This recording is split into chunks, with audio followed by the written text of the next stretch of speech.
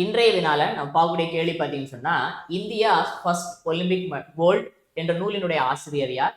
India's first Olympic gold book is written by. 4 option கொடுத்துருக்காங்க. Gagan Narang, K Arumugam, பிடி Usha and கர்ணம் மல்லேஸ்வரி. மிக சரியான விடை என்ன அப்படின்னு சொன்னா கே ஆறுமுகம். சரிங்களா? கே ஆறுமுகம் பார்த்தீங்கன்னு சொன்னா அவருடைய பூர்வீகம் எடுத்துக்கிட்டோம்னா தமிழ்நாட்டை பேஸா கொண்டவர். ஆனா இப்போ வந்து அவர் டெல்லியில இருக்கிறாரு.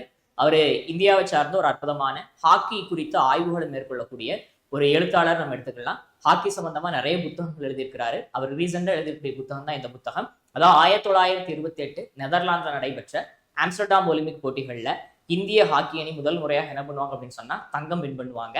அதை அடிப்படையாக கொண்டு அந்த நிகழ்வுகளை மையப்படுத்தி எழுதப்பட்ட புத்தகம் தான் பாத்தீங்க அப்படின்னு சொன்னா இந்த புத்தகம் அப்படிங்கிறது குறிப்பிடத்தக்கது.